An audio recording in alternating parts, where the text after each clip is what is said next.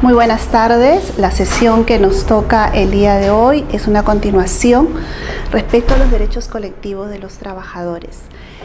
Esta tarde nos toca hablar sobre la libertad sindical, ¿no? Quería comentarles respecto a este tema que la libertad sindical como tal ya es, no solamente es un principio necesario para la validez del diálogo social dentro de la empresa o organización o institución donde se encuentre esta relación jurídica trabajador-empleador, sino también las normas jurídicas internacionales y las organizaciones internacionales como la OIT, ¿no? Pero sobre todo las normas internacionales imperativas la califican como un derecho humano fundamental. Ok, dicho esto, quisiéramos comenzar la sesión revisando qué es lo que acontece, qué existe respecto a la libertad sindical en nuestro país. Y si bien seguramente estamos viendo aquí un cuadro mucho más actualizado, una información proporcionada por el Ministerio de Trabajo, última del año 2015, ¿no? 2014, 2015, sobre las huelgas. Ok, sí, las huelgas quizás vamos a tener una clase, una sesión referida al 100% a este tema. Sin embargo, guarda relación casi directa con el tema que vamos a tratar hoy. La huelga, vamos a ver, pues es una medida radical, ¿no? Cuando una negociación colectiva quizás no ha llegado a dar los frutos necesarios, ¿no? O donde una de las partes ya no está conforme con esa negociación. Sin embargo, la motivación para que se dé esta medida radical, ¿no? Viene del derecho colectivo, ¿no? Sobre todo del sindicato. Es curioso observar en la realidad de nuestro país, y quiero mostrarles estos datos, en relación a medidas radicales tomadas por los trabajadores, ¿no? Por los sindicatos.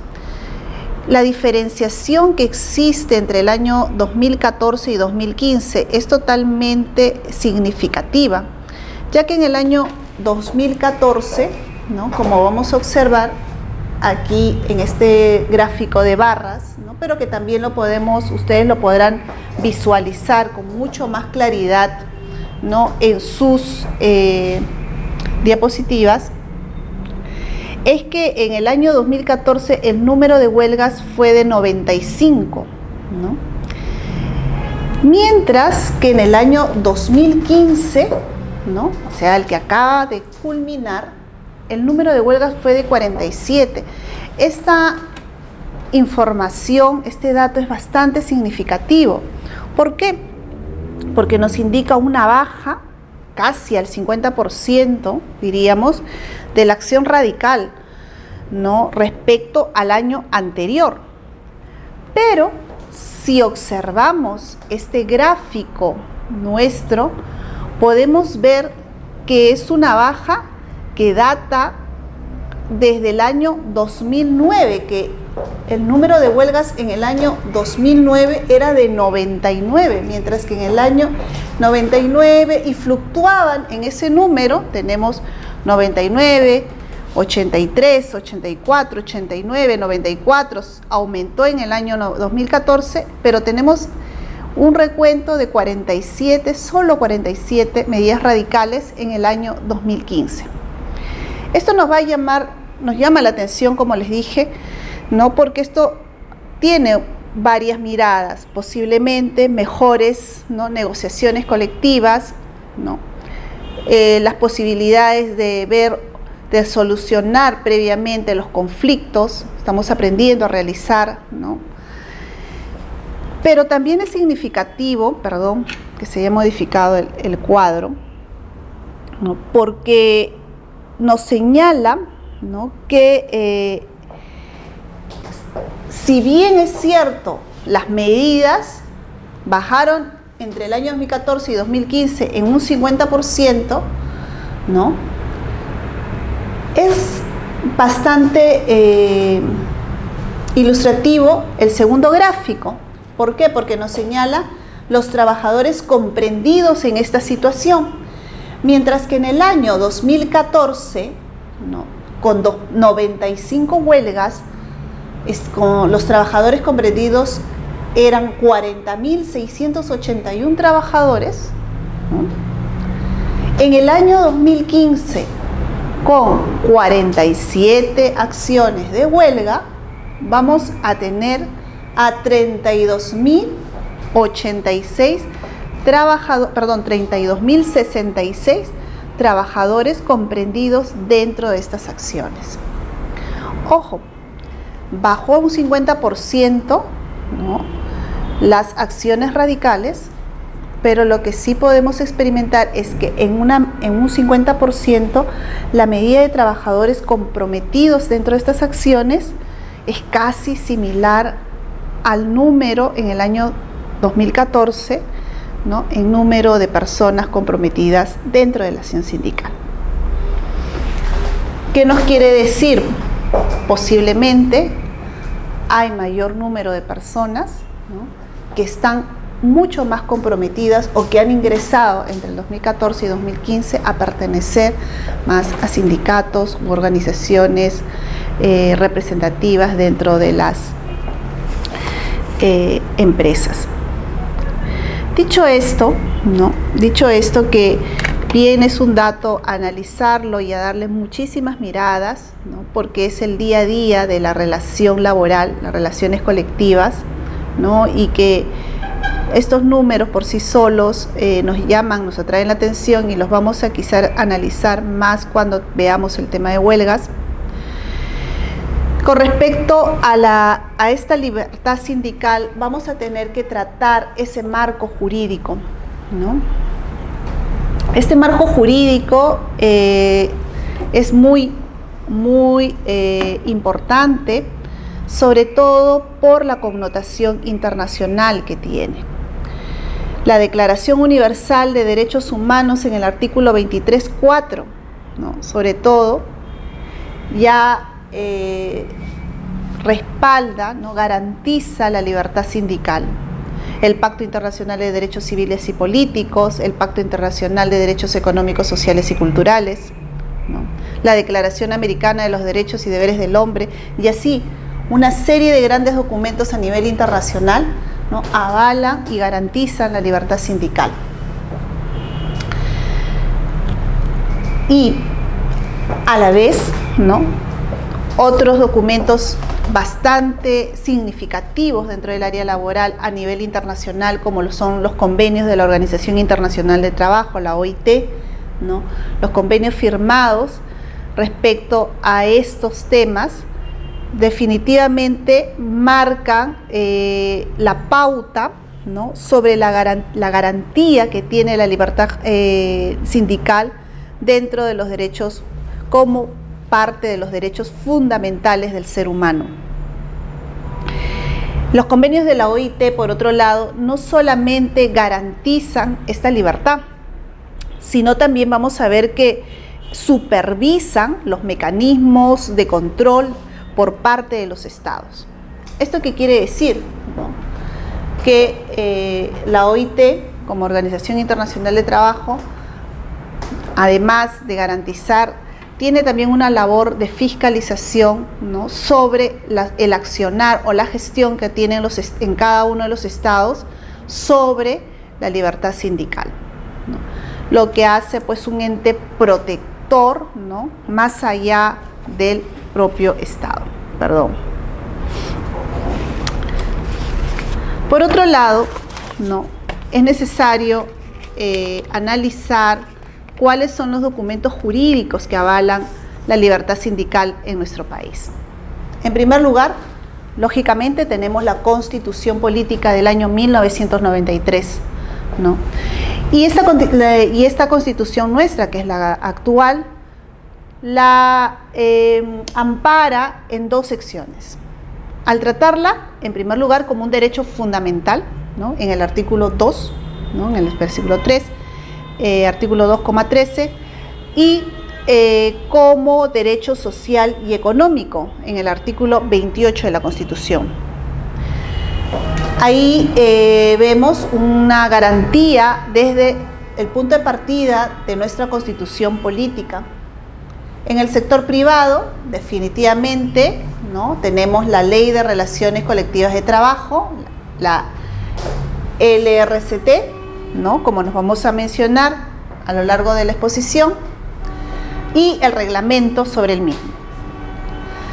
Y también vamos a ver, ¿no?, un decreto supremo del PCM, ¿no?, el 00382 del PCM, modificado por el decreto supremo 09984 del PCM y el decreto supremo 02682 del Ministerio de Justicia, que avalan la libertad sindical en el sector público. Es decir, ¿no?, la libertad sindical es un tema que vamos a verlo tanto desde la perspectiva internacional, una perspectiva mucho más macro, y dentro de la perspectiva nacional, ¿no?, a nivel de constitución, ley, desde el sector privado y el sector público. Debidamente garantizada, por lo tanto, por todo un ordenamiento jurídico bastante amplio. Bueno, dicho esto, pasaríamos a conocer qué cosa es esa libertad sindical, ¿no? Y hablamos que esta libertad sindical definitivamente es un derecho bastante complejo, ¿no?, porque reúne pequeños derechos, ¿no?, que constituyen sus componentes integrales en sí, ¿no? No estamos hablando de un derecho único que... No, es un concepto complejo porque de cierta forma va a involucrar, ¿no?, dos conceptos totalmente, dos puntos, dos miradas. Una amplia, un sentido amplio que nos lleva a analizar la autonomía colectiva, ¿no?, y uno más estricto que nos habla respecto a la autoorganización, ¿no? Cuando hablamos de la autonomía colectiva, ¿no?, la posibilidad de autorregularse, ¿no?, mientras que en la autoorganización la posibilidad de su gestión, ¿no?, a lo largo de todo su desarrollo.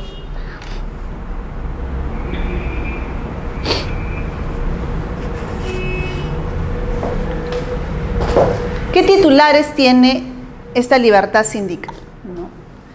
Hay dos criterios para conocer la titularidad de la libertad sindical, ¿no? En primer lugar, tenemos pues una titularidad individual, ¿no?, y una titularidad colectiva.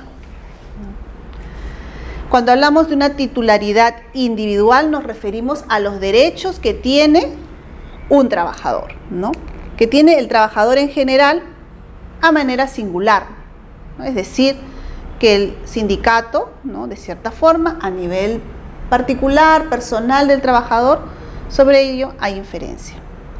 Y a nivel colectivo, igualmente, hablamos del colectivo cuando les corresponde, ¿no?, cuando hablamos, ¿no?, de la organización en sí. Pero, a la vez, la doctrina habla de un criterio de contenido, ¿no?, de un criterio de contenido al revisar la titularización de libertad sindical. Y hablamos entonces, cuando hablamos de contenido, hablamos de dos aspectos: el aspecto orgánico y el aspecto funcional. Y cuando hablamos del aspecto orgánico, decimos que es la, ¿cómo señala ahí?, la facultad de organizarse y constituir sujetos colectivos, ¿no? Y la funcional, que es la actividad misma del organismo gremial. Es decir, ¿no?, aquí tendríamos una que vincula directamente a la otra, ¿no? El aspecto orgánico, ¿no?, es la facultad de organizarse, de constituirse, ¿no?, esa posibilidad de crear el sindicato. Y la funcional, ya lo hemos creado, ya tenemos ese ente, ¿no?, es la actividad misma del organismo, cómo va a funcionar, el alma propia, hay que darle vida a esa creación, ¿no? Aquí, bueno, he tratado de ser un poquito más clara para que lo tengan todos, ¿no? Y hablamos pues entonces desde el punto de vista de la del contenido de la libertad sindical, ¿no? Hablamos desde el punto de vista, desde los criterios de titularización, hablamos de titularidad y de contenido, ¿no? Y la titularidad la vemos, pues, como les he comentado hace un momento, desde el punto de vista individual, ¿no? Y desde el punto de vista colectivo, ¿no? Y del contenido hablamos, pues, del concepto de organización, de la creación, ¿no? Y el segundo, de realización, ¿no? La efectividad, poner en marcha ese criterio. No solamente queda en ese ente solo pensante. Sin embargo, ¿no? Por otro lado, si bien ese concepto, titularidad, y por otro lado, de contenido, nuestro Tribunal Constitucional lo ha visto o lo ve de dos formas. Un contenido orgánico, que se refiere a la organización, y un contenido funcional referido a la actividad, ¿no? La vía procesal, ¿no? Ha considerado que los criterios más doctrinarios, ¿no? Simplemente podemos observarlo, pueden ser observables desde dentro de estas dos perspectivas, la organización y la función. ¿Ok?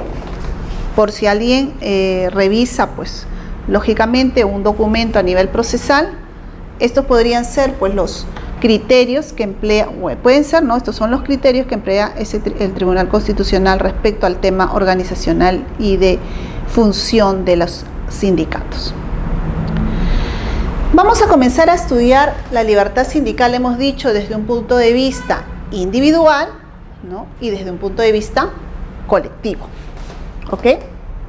Bien, vamos a empezar entonces de esa titularidad individual. Y decimos que cuando hay una titularidad, una libertad sindical a nivel individual, vamos a hablar, por ejemplo, del derecho titular de cada trabajador. ¿Ok? Y ese derecho que tiene cada trabajador, propio de cada trabajador, de formar parte de la organización, ¿no? que a la vez, ¿no? es un derecho de constituirlo. ¿Qué me vendrá o qué me querrá señalar esto? Tengo un derecho de constituirlo o de afiliarme. Es un derecho personal, ¿no? Y si yo quiero afiliarme a un sindicato, no necesito el permiso de la empresa, no necesito el permiso de los demás trabajadores o del sindicato para formar parte, ¿no? de un sindicato, cualquiera que fuese. Es totalmente libre. Es la libertad de la persona de querer participar, ¿no? de manera organizada, ¿no? para lograr objetivos comunes. ¿Ok? Entonces, nos queda claro, ¿no? que es totalmente independiente, libre, ¿no? si yo quiero constituir una organización o si yo quiero afiliarme a una de ellas y no necesito autorización de nadie. Sin embargo, ¿no? frente a todo esto vamos a encontrar algunos criterios, ¿no? que si bien las normas señalan es totalmente libre la posibilidad, y la Constitución también garantiza esta posibilidad, vamos a ver personas que posiblemente estén excluidas de esta posibilidad. Uno de esos grupos de personas que se excluyen, ¿no? son, por ejemplo, los miembros de las Fuerzas Armadas y Policiales. ¿Ok? Pero a este grupo le voy a poner de momento un circulito rojito. ¿Ok? También tenemos excluidos, ¿no? de la posibilidad de formar parte de la libertad sindical, ¿ok? a los funcionarios del Estado, ¿no? sobre todo aquellos funcionarios que tienen poder de decisión. Este sí es un grupo que se encuentra excluido de las posibilidades de formar sindicatos. Otro grupo excluido de esta posibilidad de formar sindicatos son el personal con cargos de confianza o dirección dentro del sector público. Entonces, las personas que tengan cargo de confianza o de dirección en el sector público, ¿no?, se dice que están excluidos de formar parte de algún sindicato. Y finalmente tendríamos los jueces y fiscales. Entonces, ellos serían las personas excluidas. Sin embargo, ¿no?, yo les comentaba y les dejé hace un minutito con un circulito, ¿no?, miembros de las Fuerzas Armadas y Policiales. ¿Por qué? Porque no sé si habrán escuchado ustedes, en nuestro caso, de un famoso sindicato único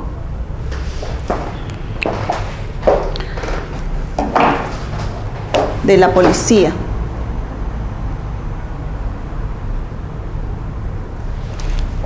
Sindicato Único de la Policía Peruana, creo que es, no recuerdo bien el nombre, pero me parece así que es, ¿no?, el Sindicato Único de la Policía Peruana. Entonces, la existencia, ¿no?, de alguien me diría entonces, pero ¿qué pasa con el Sindicato Único de la Policía Peruana?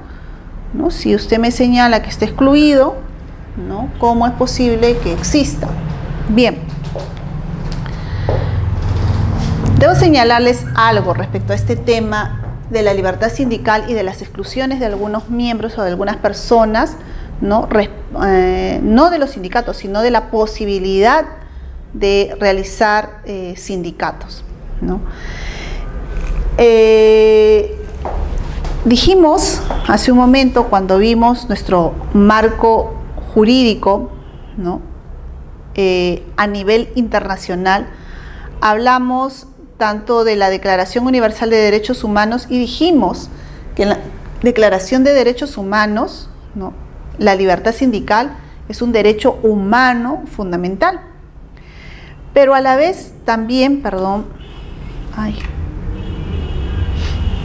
hablamos o vemos que otro de los documentos por excelencia son los famosos convenios de la OIT. Y en este caso particular que acabamos de manifestar, podemos señalar que existe el convenio 87 de la OIT.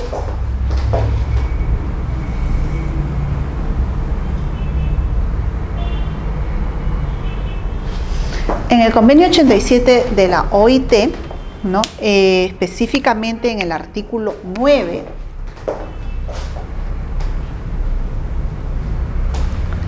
deja la posibilidad a los estados, ¿no?, que a través de norma, ¿no?, se observe la posibilidad de sindicalizar fuerzas armadas y policiales, ¿no?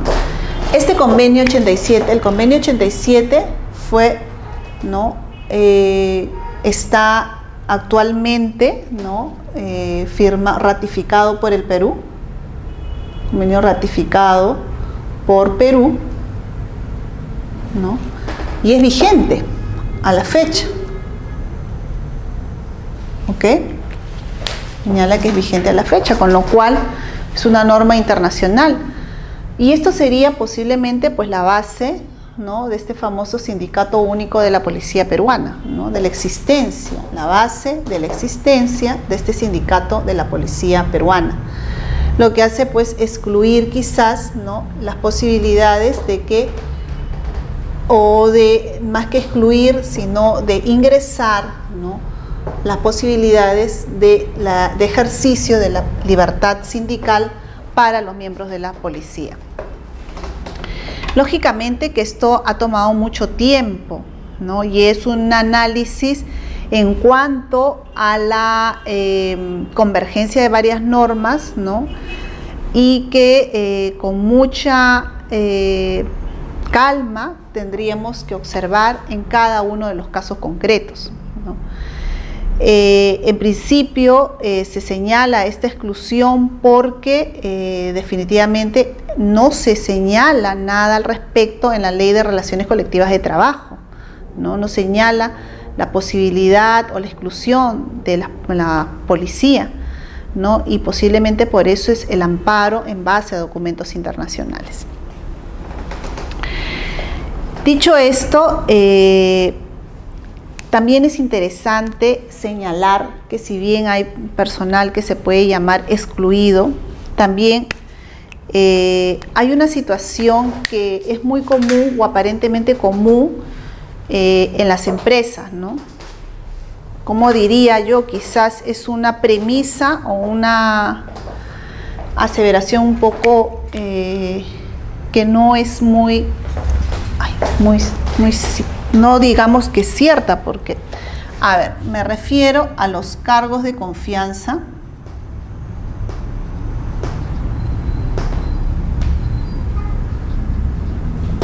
y directivos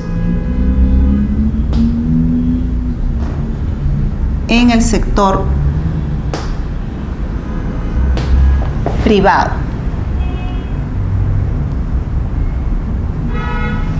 ¿Ok?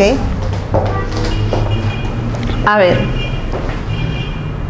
nosotros hemos señalado que la norma nos muestra que están excluidos, dice, de la posibilidad de realizar la libertad, realizar o sindicalizarse los cargos de confianza y dirección dentro del sector público de manera expresa. Pero no señala nada la norma respecto a cargos de confianza y directivos en el sector privado, ¿no? ¿Qué señala esto? ¿Qué me diría esto? Por lo tanto, que en el sector privado cabe la posibilidad, ¿no?, de que los cargos de confianza y directivos también puedan formar parte de algún sindicato, ¿no? Siempre y cuando aquí hay siempre y cuando el estatuto de la empresa, una condición, lo permita. ¿Ok? Y entonces esta condición, la condición necesaria para que los cargos de confianza de oficina, de cargos de confianza de manera privada, así como los directivos en el sector privado, ¿no?, puedan formar parte, ¿no?, o puedan ser miembros o puedan organizarse en sindicatos, ¿no? El hecho, pues, lo que nos referimos acá, no es que generalmente a las personas que ocupan cargos de confianza o cargos directivos, ¿no?, directamente se les señala de que ellos no pueden realizar o no están excluidos de realizar sindicatos. No es así. La norma señala siempre y cuando el estatuto de la empresa lo permita. Si el estatuto de la empresa lo permite, pues bienvenido, pueden formar parte de los sindicatos. Vamos a ver.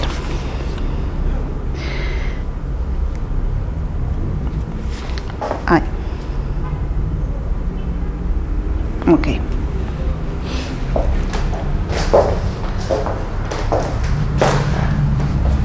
¿Cómo se manifiesta esa voluntad? ¿No?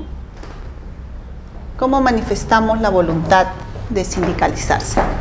La manifestación individual, ¿no?, la posibilidad individual de afiliarse a un sindicato se manifiesta, ¿no?, de dos formas. No es de asimilarse. La posibilidad, la manifestación individual de ejercer el derecho de libertad sindical se puede observar de dos formas. Desde un aspecto positivo y desde un aspecto negativo. ¿Ok? Es la posibilidad del ejercicio de la libertad sindical. Desde un aspecto positivo, lo ejercen de forma positiva o lo pueden ejercer de forma negativa. ¿Cuándo lo ejerceré de forma positiva? Sería la pregunta. ¿Cuándo creen ustedes que se puede ejercer ese derecho de libertad sindical? Creo que la respuesta salta a la vista. La primera posibilidad es cuando la persona se afilia, ¿no? La afiliación puede ser un aspecto positivo de la libertad sindical. ¿Y cuándo yo estaría ante un aspecto negativo de la libertad sindical? ¿Qué me dicen ustedes cuando ven un aspecto negativo? Simplemente no se afilia. Ante la existencia del sindicato, una reacción positiva del ejercicio de esa libertad, me afilio. Una decisión negativa frente al ejercicio de derecho de libertad sindical, no me afilio. ¿Ok? O, ¿no? Tenemos el sindicato aquí. O lo que puedo hacer también dentro de un ejercicio negativo de la libertad sindical. He sido miembro del sindicato, me desafilio. ¿Ok? Me desafilio.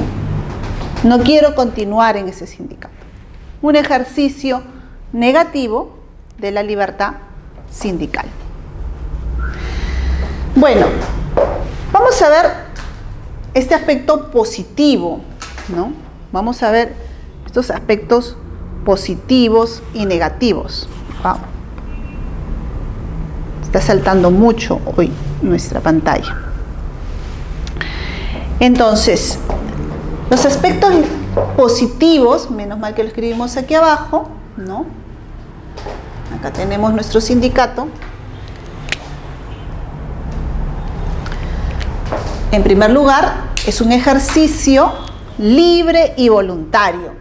Libremente me voy a afiliar, voluntariamente me afilio. No necesito que nadie que venga al sindicato y me presione o me imponga. No es imposición. Para trabajar en esta empresa tienes que afiliarte al sindicato. Tampoco es una opción. Pero por otro lado, hablamos también de los efectos negativos y dijimos, puede renunciar en cualquier momento. ¿Ha formado parte? No quiero continuar, me desafilio. O un ejercicio también negativo es que no se permitan las cláusulas de seguridad sindical. Y ahora vamos a ver qué significan esas cláusulas de seguridad sindical. Pero antes de esto, vamos a pasar a analizar más este aspecto positivo. Y en el aspecto positivo, si yo me afilio, yo me quiero afiliar, la afiliación, necesito cumplir seguramente requisitos. ¿Ok? Para afiliarme necesito cumplir algunos requisitos. ¿Qué requisitos, en primer lugar, debo de cumplir? 1. Ser trabajador. Debo ser trabajador, pero trabajador activo. O sea, que debo estar en mi planilla, ¿no? Debo ser un trabajador activo al momento de querer afiliarme a esa organización. Vamos a ver que puede ser dentro de la empresa, fuera de la empresa, pero lo indispensable es que tengo que ser un trabajador activo. Segundo, no ser trabajador de confianza.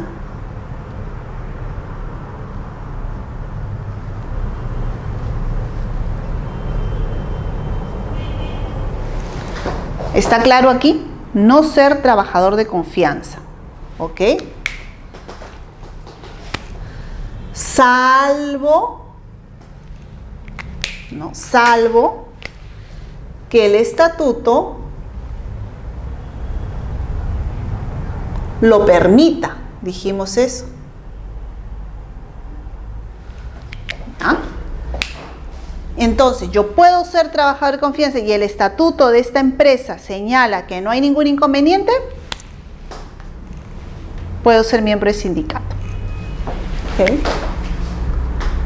Tercero, opción. ¿Quiero afiliarme a un sindicato? Pues no me debo afiliar, no estar afiliado a otro sindicato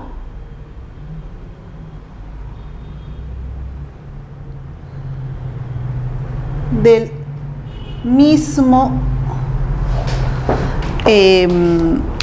ámbito, ¿no?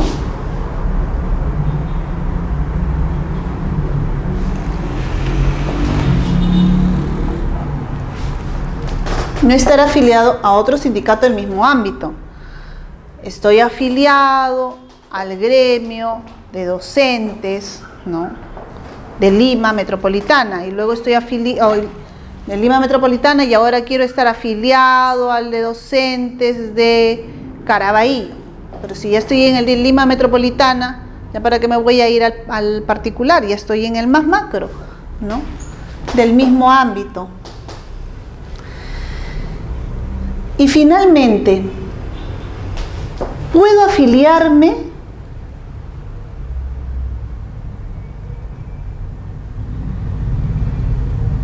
en periodo de prueba? ¿Ok? Y esto no puede significar, ¿no?, para nada, ¿no?, un motivo por el cual el empleador tenga que prescindir de él, ¿no?, porque estaría ya desde ese momento interviniendo dentro del control de la libertad sindical. Entonces, si yo quiero afiliarme y quiero ejercer ese derecho positivo, pues debo ser un trabajador activo, no ser trabajador de confianza, salvo que el estatuto lo permita, no estar afiliado a otro sindicato del mismo ámbito, y puedo afiliarme por un periodo de prueba, ¿no?, o salirme de ese periodo también y afiliarme, ¿no?, o estar un periodo de prueba afiliado, a ver qué tal me va, ¿no?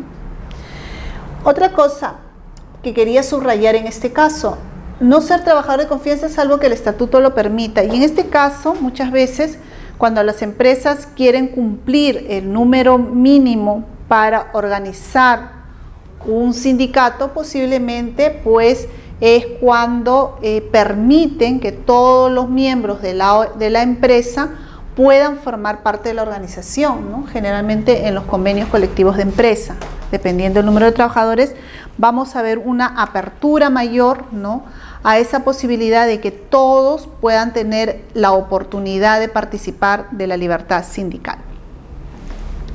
Bien. Sin embargo, frente a ello, dijimos que venían aspectos que también, ¿no?, en ese ejercicio de la libertad sindical existían, ¿no?, aspectos negativos, ¿no? Ejercicios negativos, que es el renunciar o no afiliarse o desafiliarse, o no se permiten cláusulas de seguridad sindical. Ok, en nuestro país esto no está permitido. ¿Por qué? Porque definitivamente no se permite que haya una intervención o una radicalización, o sea, el sindicato quien trate de asumir el control de la empresa en base a la utilización del sindicato, ¿no?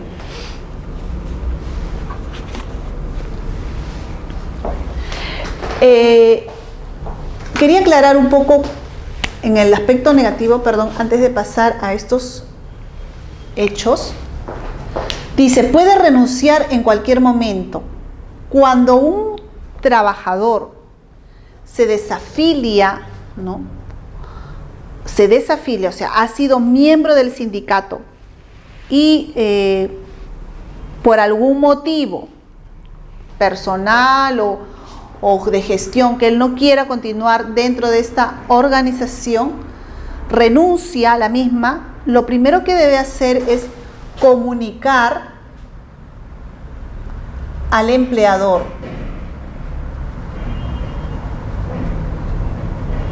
la decisión tomada, ¿ok? Esto es muy importante porque vamos a ver más adelante que es el empleador el que opera como eje de retención y por lo tanto, ¿no?, debe conocer esta decisión que ha tomado el trabajador, ¿ok? Ahora bien, frente a el tema de las cláusulas de seguridad sindical, este es un ejercicio muchas veces, ¿no?, se puede decir de cierta forma abusivo por parte de los sindicatos. Como por ejemplo tenemos el famoso caso del taller cerrado. ¿A qué se le llama taller cerrado? Cuando se reserva, ¿no?, el trabajo o las posibilidades solamente para las personas que están sindicalizadas, ¿ok? Entonces, es la reserva de puestos de trabajo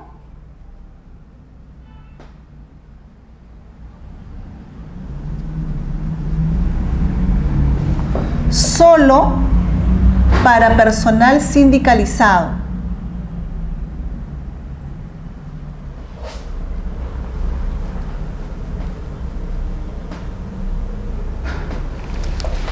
¿No? Entonces, esta es una acción que está totalmente en contra, ¿no?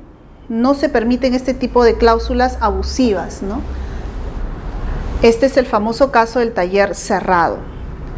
Otro punto es el taller sindicado.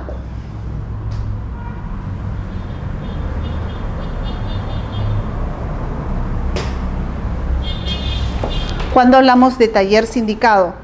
Cuando se exige a los trabajadores el pertenecer a la organización sindical, ¿no? Es exigir, ¿no?, a los trabajadores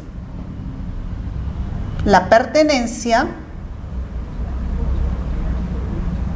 al sindicato. Este también es uno de los puntos totalmente negativos en el caso de cláusulas de seguridad sindical, como cláusula de seguridad sindical.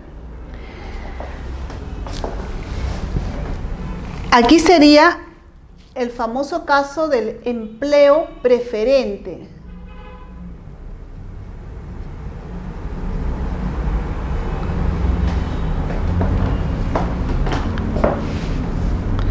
¿Cuándo es empleo preferente? Cuando se reserva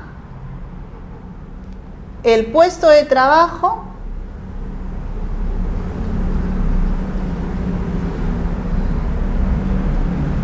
a los que se afilian a determinados gremios.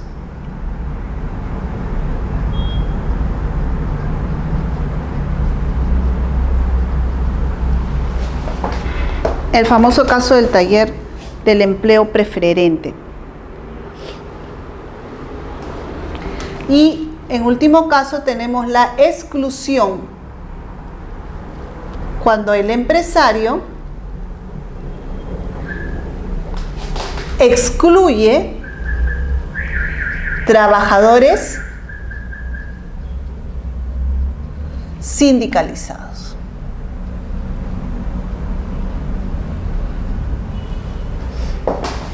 Que le llaman también exclusión por cesión.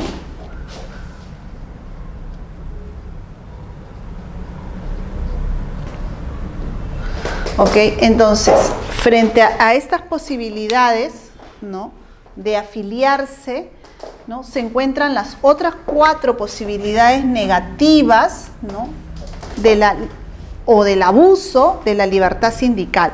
Y en estas posibilidades negativas, ¿no?, o el abuso de la libertad sindical, observamos medidas bastante radicales por parte de quienes estarían encabezando, ¿no?,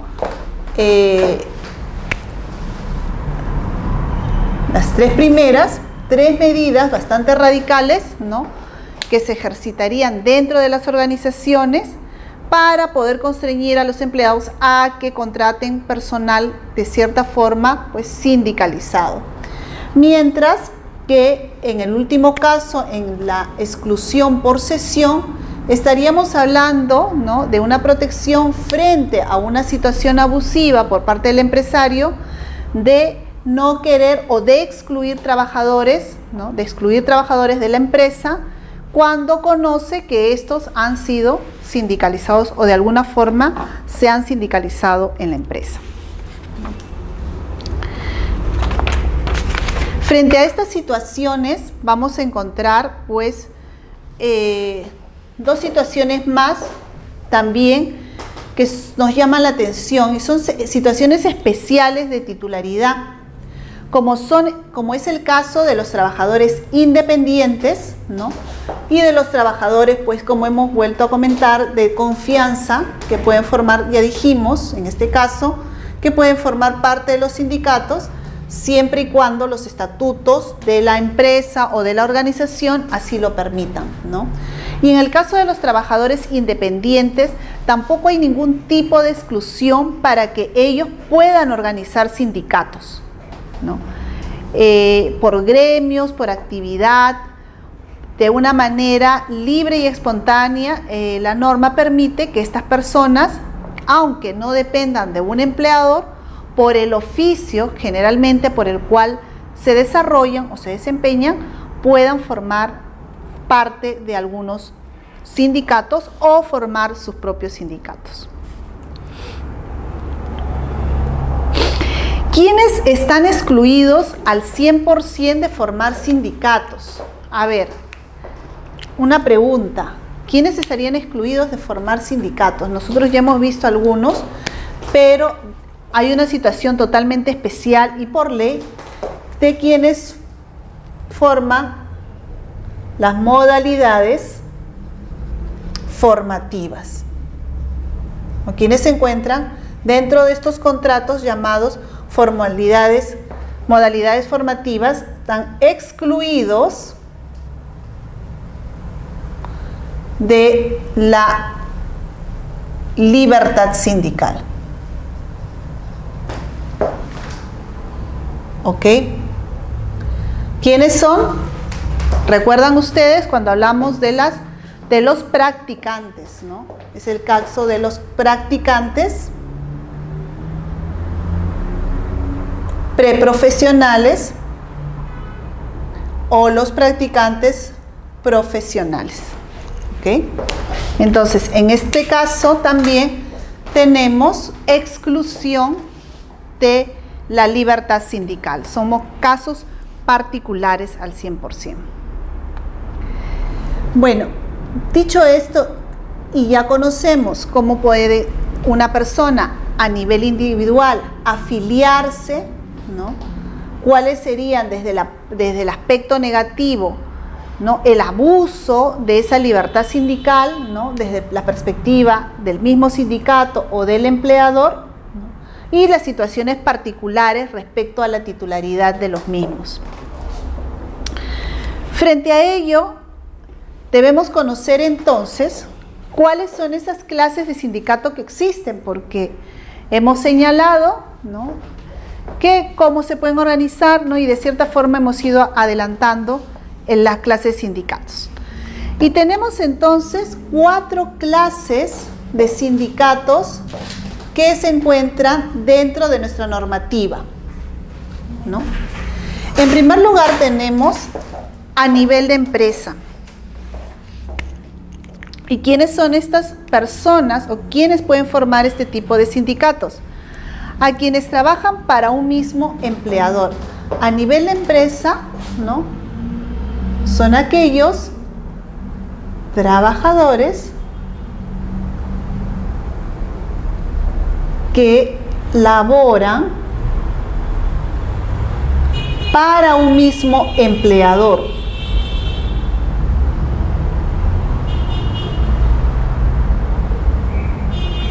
¿Ok? Trabajadores en general que laboran para un mismo empleador. Y acá podríamos hablar del sindicato, por ejemplo, ¿no?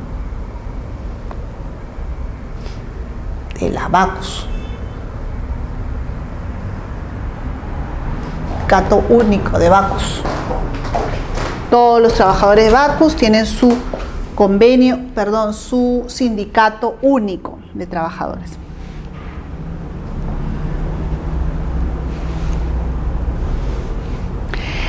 De rama o actividad. Cuando hablamos de rama o actividad, no realizan el mismo oficio, pero las empresas la realizan, pero en las empresas se realiza la misma actividad. Tenemos, por ejemplo, de rama o actividad, trabajadores distintos. No tienen,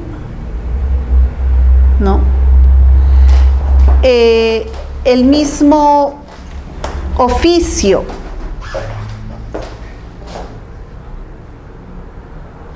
pero lo realizan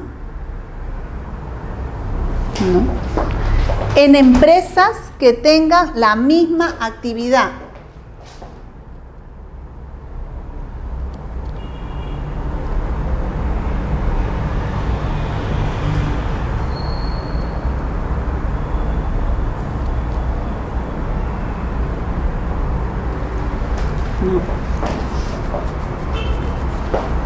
Y acá podemos hablar, ¿no?, de sindicato de trabajadores portuarios.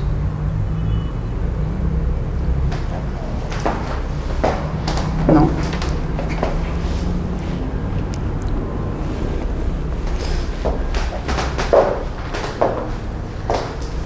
O más claro, vamos a seguir con el ejemplo de los trabajadores de empresas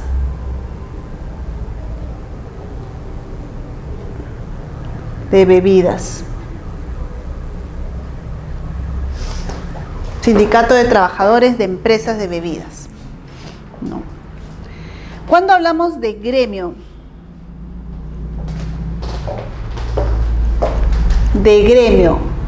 trabajadores del mismo oficio, pero de distinta empresa.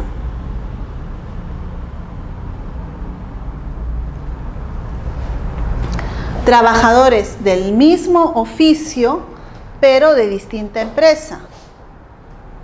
Sindicato único de trabajadores de la educación. Ejemplo, ¿no? SUTE. Educación del Perú, creo que es. Del mismo oficio, pero distinta empresa. Sindicato único de trabajadores de la educación del Perú. El SUTE, el más famoso. Y finalmente vamos a tener, ¿no?, la constitución de sindicatos varios. Y cuando hablamos de sindicatos varios, ¿no?, son distintos trabajadores, hablamos de trabajadores de distintos oficios y que trabajan en diferentes empresas.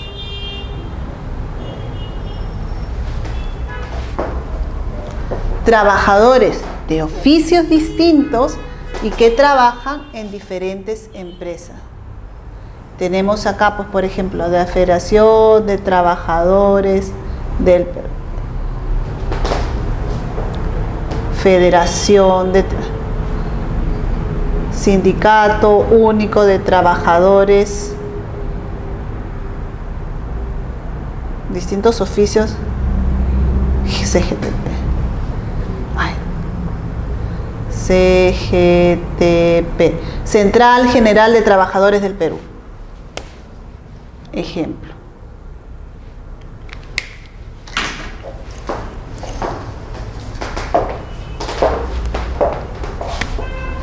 Sindicato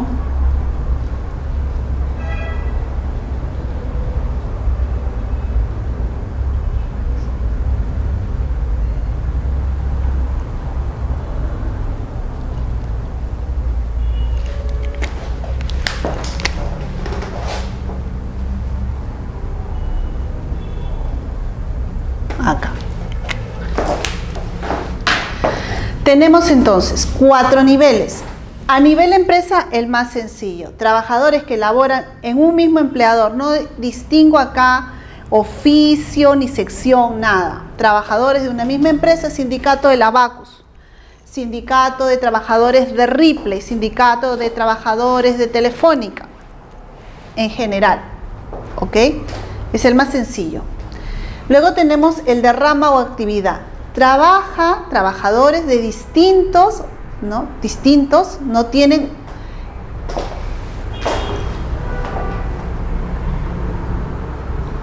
me equivoqué aquí.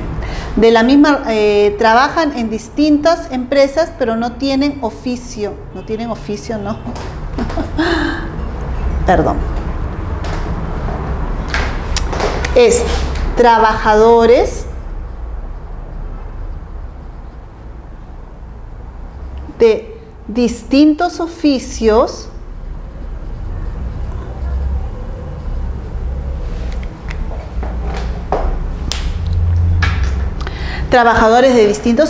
pero la realizan en empresas de la misma actividad.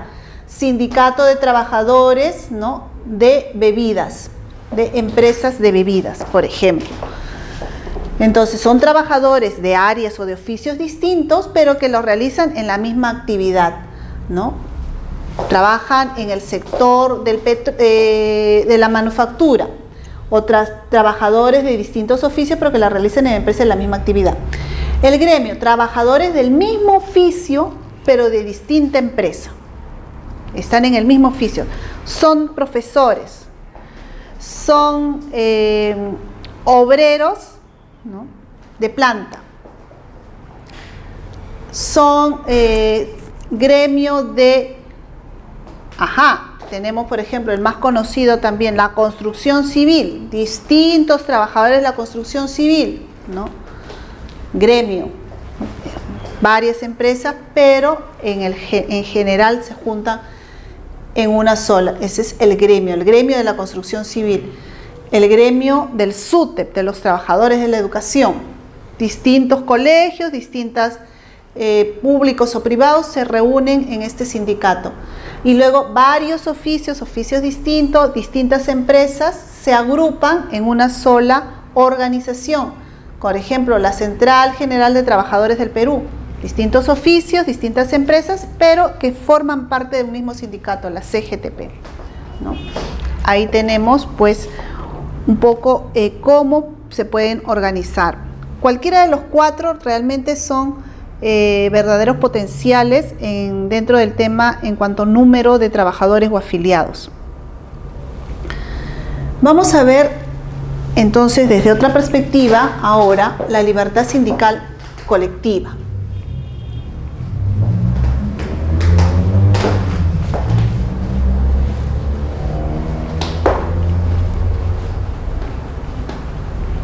¿Cuándo nos encontramos ante la libertad sindical colectiva? En primer lugar, este derecho viene a formar parte o nos recuerda esa autonomía sindical que veíamos la clase anterior, ¿no? Ese derecho a desarrollar la actividad sindical, ¿no?, para cumplir con los fines o las funciones propias, ¿no?, de las organizaciones sindicales, ¿no? Este es uno de los puntos fundamentales por los cuales existe la libertad sindical. Y uno de los puntos, el primer derecho que forma parte de esta libertad sindical colectiva, tenemos el derecho a constituir organizaciones de grado superior a nivel nacional e internacional, ¿no? Y cuando hablamos pues de constituir organizaciones de grado superior a nivel nacional e internacional, definitivamente aquí estamos hablando pues no solamente de sindicatos, sino de federaciones y confederaciones, ¿no? Unos niveles más superiores. El sindicato vamos a verlo como el nivel más inferior, ¿no? La unión de varios sindicatos, ¿no? La confederación, la federación, y la confederación, la unión de varias federaciones. El derecho de la autorreglamentación. Cuando hablamos del derecho de la autorreglamentación, ¿no? Estamos hablando aquí pues de la posibilidad del ejercicio de crear estatutos, de crear reglamentos, ¿no? Al interior de la empresa, ¿no? Entonces, esto nos habla de la posibilidad de organizarse y crear reglamentos dentro de las empresas. Hablamos de posibilidad, pero también podemos hablar de reglamentos y normas, ¿no es así? Porque podemos estar hablando de las bases de convenios colectivos, ¿no? Esa posibilidad de organizarse, de crear, de juntarse para revisar reglamentos, realizar normas propias, ¿no? De la organización. En este caso muy particular, ¿no? Este derecho de autorreglamentación es una facultad, vamos a hablar como una facultad propia y sin intervención, ¿no? Donde no va a intervenir el empleador. ¿Ok? Esto es muy importante porque este ordenamiento, estos reglamentos van a formar parte de su organización. Entonces, por lo tanto, aquí no puede haber, ¿no?, la intervención de la empresa para la autoorganización de la libertad sindical colectiva. Cuando se habla de ese derecho de gestión, estamos hablando de esa posibilidad que tienen, ¿no?, de elegirse, de esos mecanismos que van a ejercer a lo largo de la vida sindical. ¿Cómo vamos a elegirnos? ¿Quiénes van a ser nuestras autoridades? ¿Cómo nos van a representar? ¿Cuándo vamos a realizar negociaciones colectivas? ¿Cuándo se van a dar las medidas de fuerza o la huelga? Cuando hablamos entonces de esta capacidad de gestión, ¿no?, es el momento de ejecutar quizás situaciones claves para la continuación del ejercicio de la libertad, ¿no? Entonces hablamos, por lo tanto, de ejemplos típicos como las elecciones, ¿no? Las elecciones sindicales.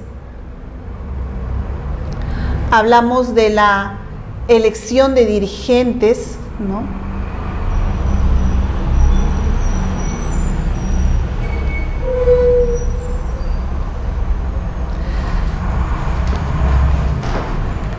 La negociación colectiva, cómo se va a llevar a cabo esa negociación colectiva, cuándo se van a tomar medidas de radicalización como la huelga, qué factores van a ser los que van a influir para poder llegar a esta situación. Y finalmente, ¿no?, la otra posibilidad es las medidas de disolución o el derecho de disolución, que son definitivamente o que se deben de tomar de manera libre, ¿no? libre. ¿Por qué? Porque la libertad es una de las... no debe haber coacción por parte de la empresa, ¿no?, para disolver el sindicato, ¿no? La libertad tiene que ser un derecho fundamental también para la validez de la disolución del sindicato. Acá no debe haber un rasgo de intervención por parte de la empresa. ¿Cuándo lo va a hacer? Cuando posiblemente pierde los requisitos estipulados por ley.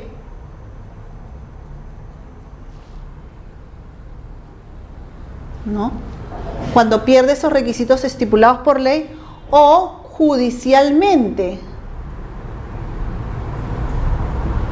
Judicialmente, ¿no?, tiene que llegar a su fin la organización, no puede continuar, no puede ir más allá, ¿no?, la continuidad o la vida de la organización sindical. Entonces, dicho esto, vamos a tener que pasar a conocer qué cosa es ahora sí el sindicato. En todo este momento hemos hablado de esa libertad, la libertad y la posibilidad, ¿no?, de ejercer ese derecho, ¿no?, de organizarse, ya sea de manera individual, ya sea de manera colectiva, ¿no? ¿Cuándo constituimos un sindicato? El sindicato se constituye, ¿no?, en primer lugar, cuando tenemos un número de 20 trabajadores, ¿no? Tenemos este número de 20 trabajadores si nos encontramos ante un sindicato de empresa. Pero si nos encontramos ante cualquier otra naturaleza, cualquier otra forma de sindicato, el número mínimo de trabajadores es de 50 para poder constituirlo. Pero a la vez, así como señalamos hace un momento, ¿no?, atrás, el derecho de disolución, nosotros tenemos que tener en cuenta que el sindicato siempre, así como para su constitución, tiene que tener las reglas claras, de igualmente para su disolución. Por lo tanto, estos requisitos indispensables para la constitución se van a tornar también los elementos indispensables para su subsistencia, ¿no? Si yo no tengo el número de trabajadores, no voy a subsistir. O sea, ese sindicato no va a ir más porque no cumple el mínimo requerido.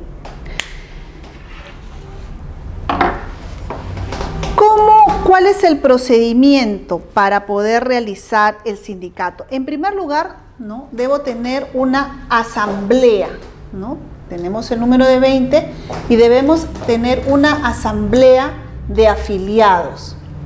Una vez que hemos realizado o hemos convocado esa asamblea de afiliados, ¿no?, obtendremos un acta, ¿no? Definitivamente vamos a obtener un acta de dicha asamblea. Esa acta, ¿no?, deberá tener el refrendo notarial. Es decir, va a haber la intervención del notario para que nos legalice, nos certifique esa decisión tomada.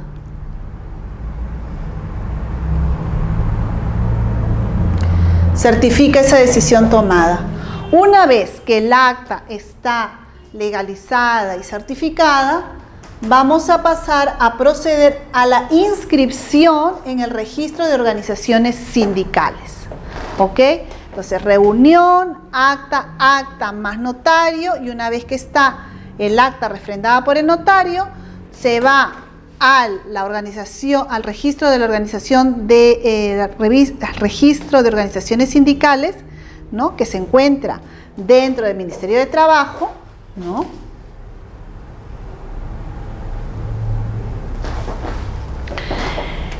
¿para qué? ¿Para qué?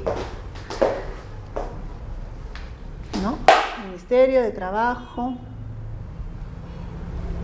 para concluir con este acto formal, ¿no? Entonces, tiene que tener este refrendo, ¿no?, esta inscripción en el registro de organizaciones sindicales para cumplir con la formalidad. Una vez que tenemos esta formalidad de manera automática,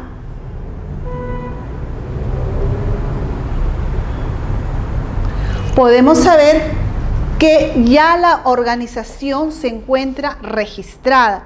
Lógicamente el Ministerio de Trabajo recibirá, observará, pero no recibirá, revisará, pero no realizará observaciones una vez que encuentra el acta refrendada, ¿no?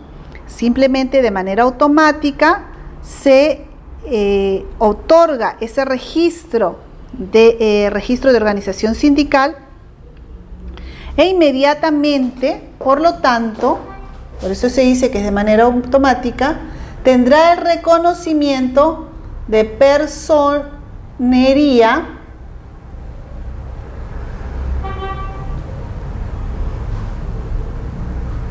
sindical, ¿no?,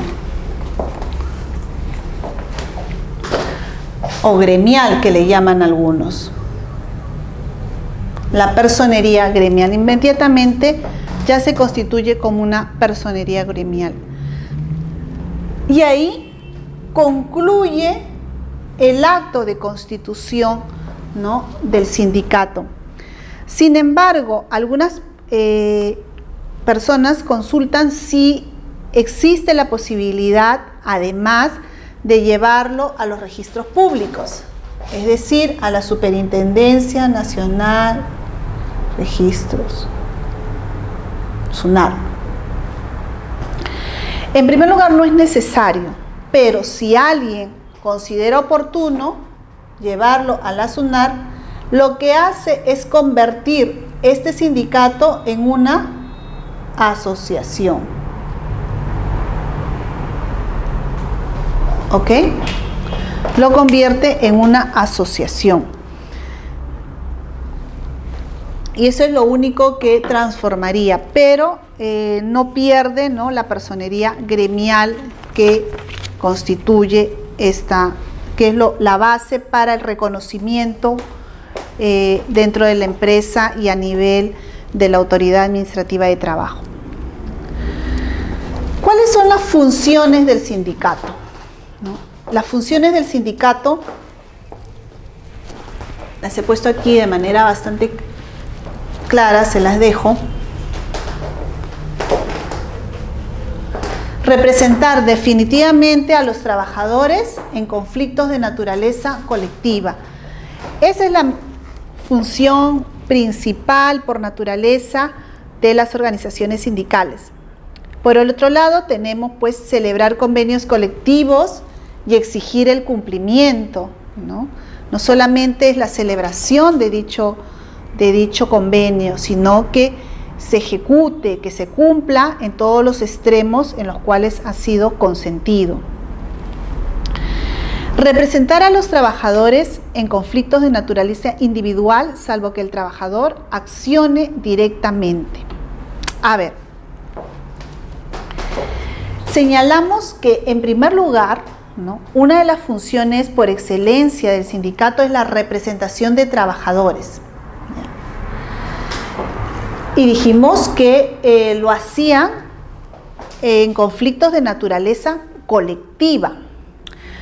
Pero dijimos también qué sucede si tiene un conflicto de naturaleza individual. Es decir, la persona posiblemente esté reclamando un despido, ¿no? Es un acto individual hacia esa persona. En el despido podemos observar en materia individual dos situaciones. En primer lugar, el despido de un trabajador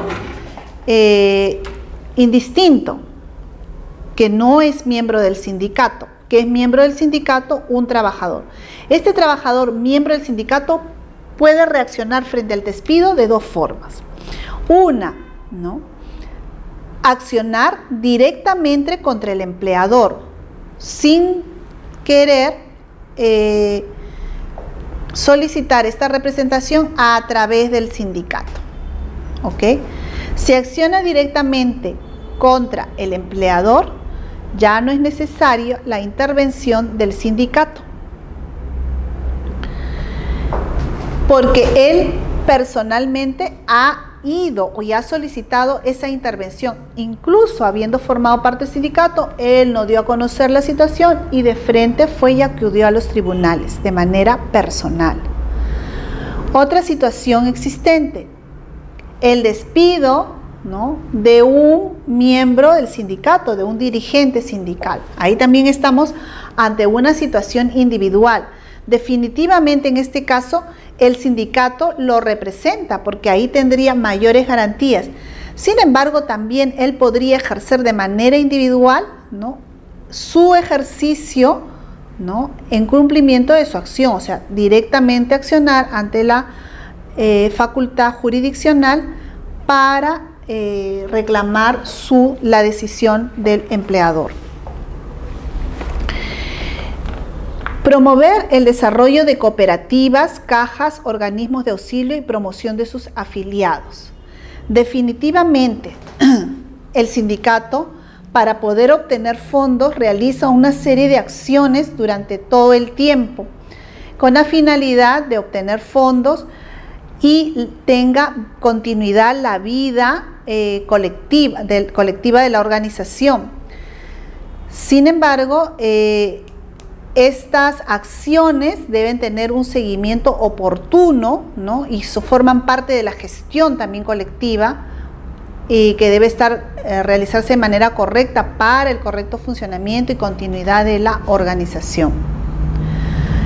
Todo lo que no esté reñido con sus fines ni con las leyes. Definitivamente, la organización sindical puede realizar todo tipo de acciones dentro de las empresas para poder contribuir con las mejoras de los trabajadores, siempre y cuando, ¿no?, o mejor dicho, respetando siempre los límites, ¿no?, que impone la ley y los fines de la organización sindical.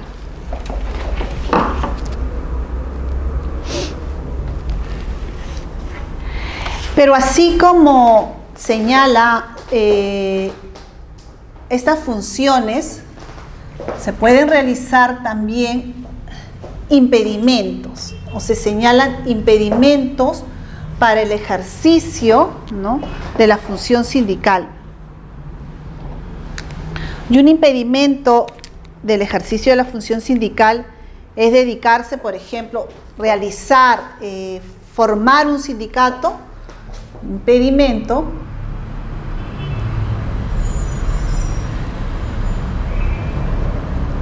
uno sería organizarse para realizar actividades políticas.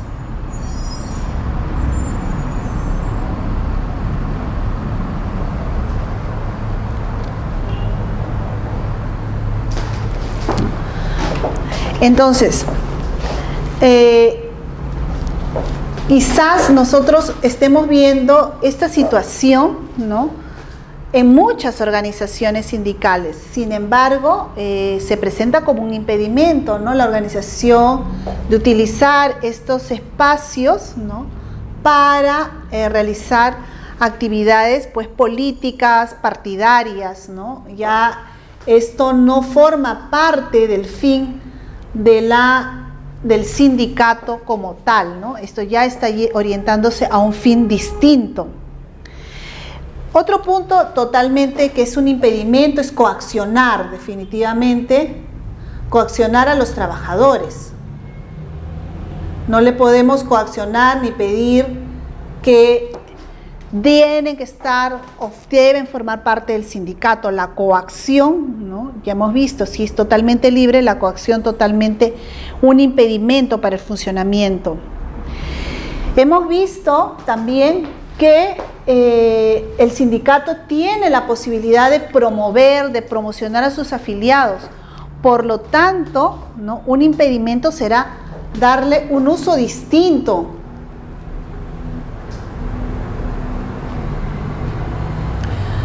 al ingreso,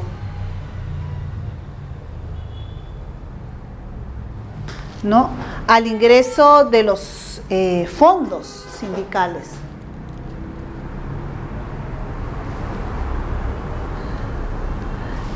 ¿No? Los fondos, ¿no?, la posibilidad, como señalábamos, de las cajas, las cooperativas de trabajadores, ¿no?, todas las formas de actividades que conlleven la posibilidad de una ventaja económica, tienen que realizarse en función, ¿no?, lógicamente, las funciones y fines de la organización sindical, no darle un uso distinto de lo que se había planificado en un comienzo. Si tenemos, por lo tanto, ingresos de fondos sindicales y hemos tenido una buena gestión y se ha cubierto la totalidad de los gastos planificados, debe existir, por lo tanto, una redistribución, ¿no?, de las ganancias. Se deben redistribuir esas ganancias entre los afiliados, ¿no?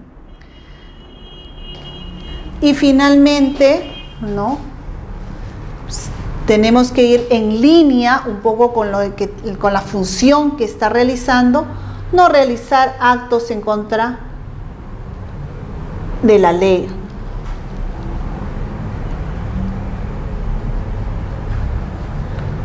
¿No? Entonces, no realizar ningún tipo de acto contrario a la ley, ¿no?, va a formar parte, pues, de los impedimentos para la formación o la organización de los sindicatos.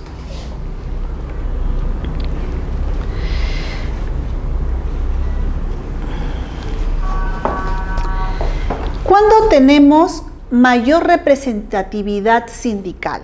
Ojo, la representatividad es un tema que interesa mucho, ¿no?, a los sindicatos, es su razón de ser, como vuelvo a mencionar, ¿no? Y ¿cuándo se obtiene mayor representatividad?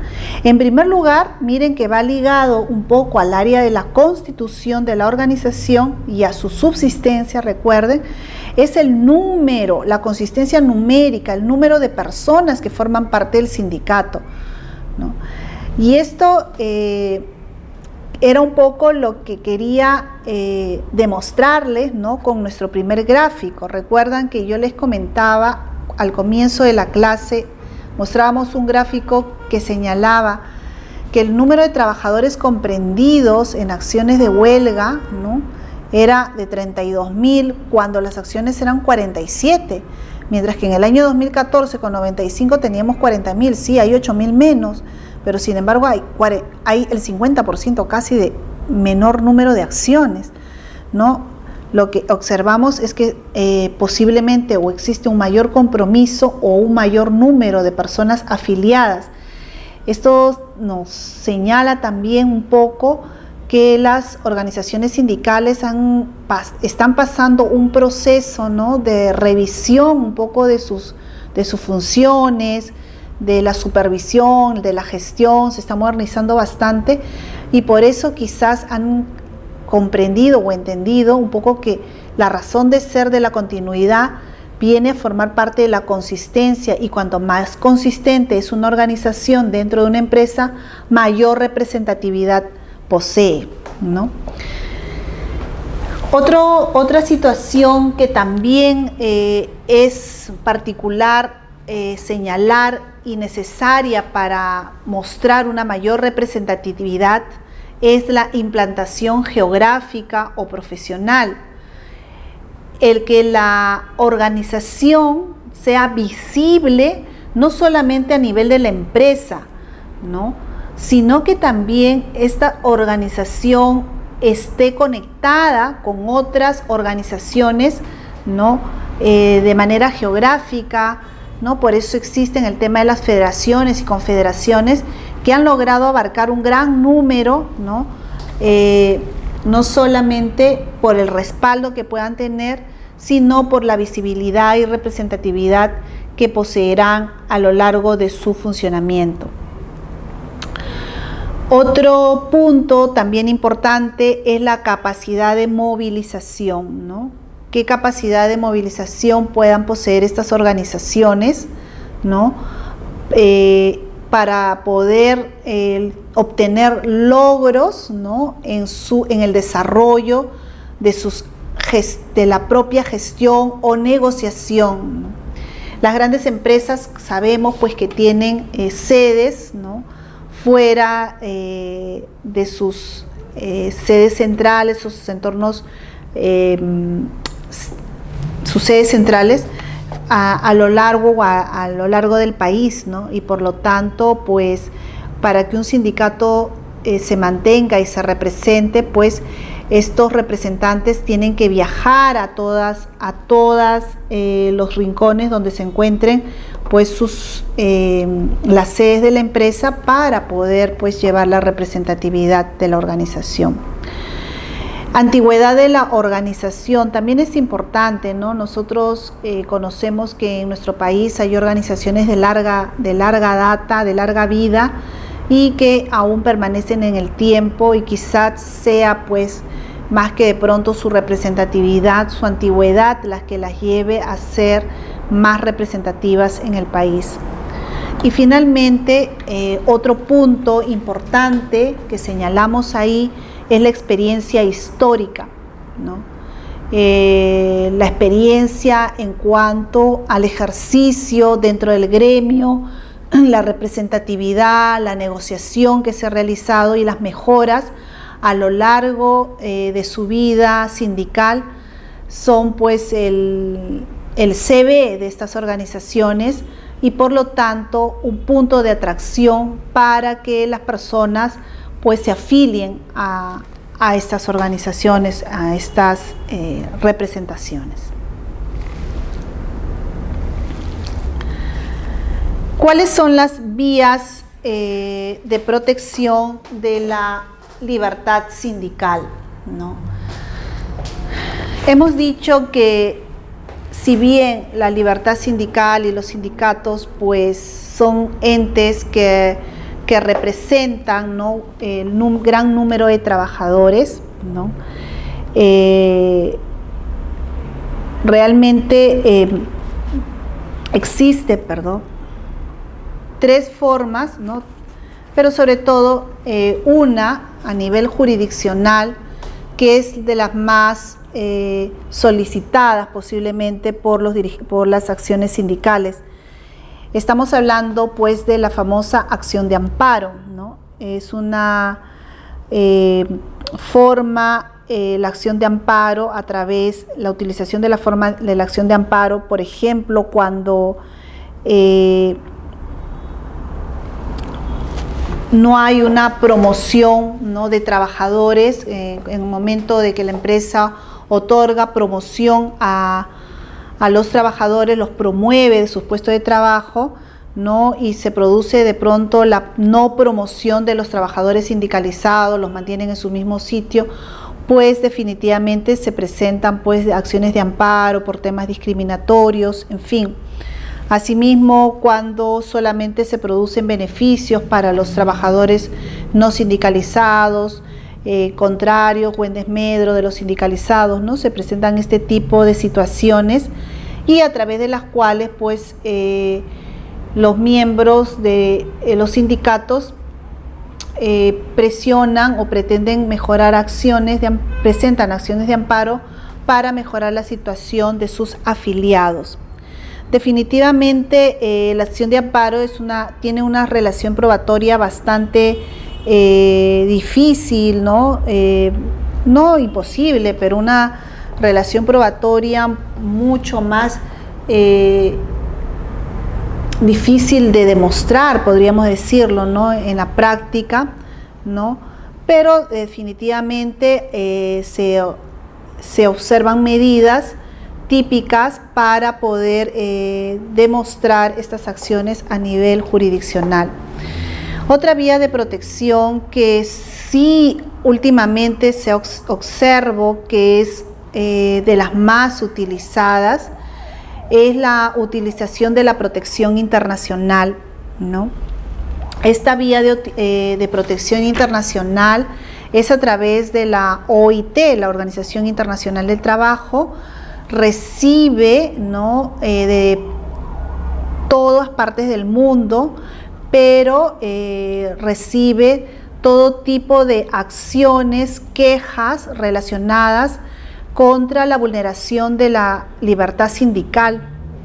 En el caso peruano, ya el 2016 tiene presentada una acción de queja respecto al uso abusivo de la libertad sindical, ¿no? Por parte, de la lesión de la libertad sindical por parte de una empresa, ¿no? Y que ya está en pleno proceso de revisión ante la OIT. Los sindicatos generalmente cuando se encuentran en esta posibilidad antes de ejercitar acciones jurisdiccionales, tratan de elevar este recurso a través de quejas a la Organización Internacional del Trabajo con el fin de bajar ya con una acción mucho más protegida, con normas que quizás los puedan amparar a nivel internacional y que les pueda ayudar a demostrar pues su vulnerabilidad. Y otras formas de protección de la vía sindical la podemos observar desde el punto de vista administrativo, a través de las acciones de las inspecciones laborales, ¿no? Cuando pues visitan las empresas a través de SUNAFIL o distintas organizaciones, ¿no? A nivel estatal, pero sobre todo amparadas por el Ministerio de Trabajo para la protección, ¿no? De las libertades sindicales. Finalmente, observamos, ¿no? Las formas de protección de la facultad sindical, ¿no? De promoción de la facultad sindical, cómo se puede realizar, qué actos y cómo se van a realizar esas acciones de promoción, ¿no? Hemos dicho que para poder lograr mayor representatividad, ¿no? Hay que tener una mayor presencia. ¿Y cómo se logra eso?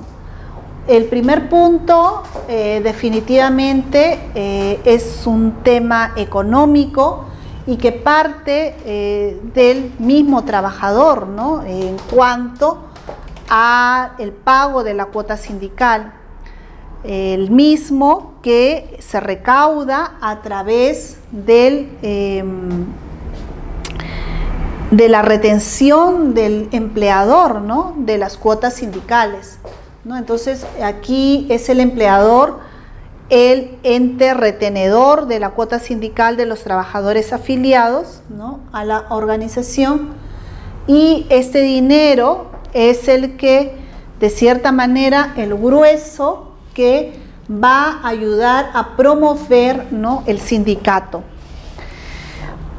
Otra forma que se utiliza para poder lograr esa promoción, ¿no? Esa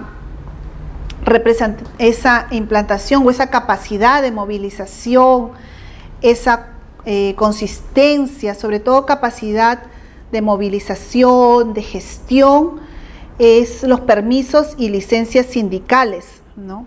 Y en cuanto a los permisos y licencias sindicales, podemos hablarlo desde dos perspectivas, ¿no? Desde una perspectiva individual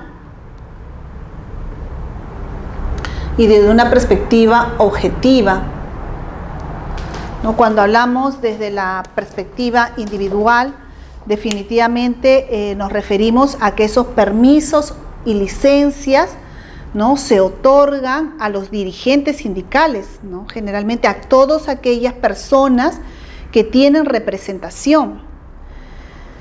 Y desde el punto de vista objetivo, ¿no? Se puede señalar que estos permisos y licencias sindicales definitivamente son actos pues que obligatorios y que no se pueden definitivamente negar, ¿no? Porque van a formar parte del pliego necesario para lograr el éxito en el caso de reclamaciones, ¿no? Actos o sea, son, desde el punto de vista individual, los permisos y licencias funcionan a nivel de una persona, ¿no? Pero de una persona o de un representante. Y cuando hablamos del nivel objetivo, hablamos de que son actos que deben concurrir, son necesarios para que se pueda subsistir esas relaciones, ¿no? Sindicales, para poder conectar, para poder movilizarse, tener esa capacidad de movilización, de implantación a nivel geográfico. Cuando hablamos desde el punto de vista de la comunicación, no solamente en el aspecto de la comunicación, señalamos pues que tiene que la comunicación partir única y exclusivamente desde la organización sindical. En el caso de las comunicaciones se señala la posibilidad que tienen estas organizaciones para valerse de los medios utilizados para la comunicación efectiva dentro de las organizaciones. Es decir, por ejemplo, si la empresa cuenta con un correo electrónico de toda la organización, pues el sindicato a través de este correo electrónico puede hacer llegar, general por supuesto de la empresa, puede hacer llegar pues comunicaciones, ¿no? Desde el punto de vista institucional, ¿no? Hacia todo el conglomerado o grupo de trabajadores. En este sentido se señala que los sindicatos pueden asumir y pueden utilizar los bienes, ¿no? de la empresa en este sentido, siempre y cuando existan, ¿no? Por ejemplo, es el caso, pues, como señalamos, del correo electrónico, existe esa posibilidad tecnológica y por lo tanto, a través de ello, hacer masivo, pues, un comunicado que ellos quieran difundir. Lógicamente, manteniendo la altura del caso, ¿no? Evitando los excesos, ¿no? Y dentro del límite y el marco del respeto dentro de las organizaciones. Y finalmente el tema de la infraestructura, ¿no? También las empresas tienen la obligación de ceder espacios, ¿no? Una vez que ya están constituidos estas organizaciones, para que los dirigentes puedan reunirse, puedan efectuar sus labores de gestión en ambientes designados por la empresa, ¿no? Que tendrían ese carácter, pues, que les da ese carácter de autonomía para que ahí es donde puedan desempeñar, ¿no? el logro de sus objetivos o fines, ¿no? No es posible que se solicite, ¿no? un área especial, ¿no? Sin embargo, donde se designe siempre y cuando hasta donde llegue, hasta donde pueda la empresa facultar o facilitar estas acciones.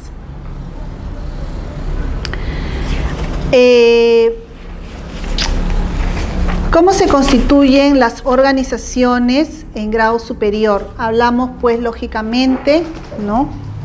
En primer lugar, del sindicato como el nivel más pequeño de organización, ¿no? Y un primer nivel que vendría a ser el conjunto de varios sindicatos, tenemos la federación, un segundo nivel, ¿no? Tenemos la federación, que es el conjunto o la organización de varios sindicatos, y en un tercer nivel de superioridad tendremos, pues, la confederación, que es el grupo conformado por distintas federaciones. Finalmente, cuando estas organizaciones pues llegan a su fin, ¿no? Vamos a presentar algunas causas de disolución, ¿no? Y vamos a observar en ellas, lógicamente, por acuerdo de la mayoría de sus miembros, ¿no? Una de las causales de disolución de las organizaciones sindicales, ¿no? Dice, por cumplirse cualquiera de los eventos previstos en el estatuto para este efecto, es decir, si en el estatuto se señala claramente la posibilidad de disolverse, ¿no? Se disuelve porque la empresa llega a su fin, en caso de una sindicato de empresa, ¿no? O por una pérdida económica de la empresa, lo que hace imposible la continuidad, pues si en el estatuto lo señala como una de las causales para disolver la organización o la disminución de socios sindicales, pues también, o porque un atentado contra o se encuentra un fraude en la redistribución de las ganancias o de las utilidades del sindicato como una causal de disolución, efectivamente, pues definitivamente va a formar parte, ¿no?, del segundo punto. Y finalmente, lo que hemos señalado desde casi el comienzo, cuando hablamos de la Constitución, por la pérdida de requisitos constitutivos. Y definitivamente, cuando hablamos de pérdida de requisito constitutivo, pues nos referimos al número o por alguna falla dentro de la constitución de la organización sindical. ¿Ok? Bueno, hemos visto rápidamente de una forma breve, ¿no?, la organización, desarrollo y disolución de los sindicatos en nuestro país, ¿no? Y bueno, considerando que la siguiente clase tendríamos que analizar, ¿no?, la negociación colectiva dentro de estas organizaciones. Bueno, no sé si queda alguna pregunta o duda para poder continuar con estos temas, pues los analizaremos poco a poco. ¿Ok? Muchas gracias.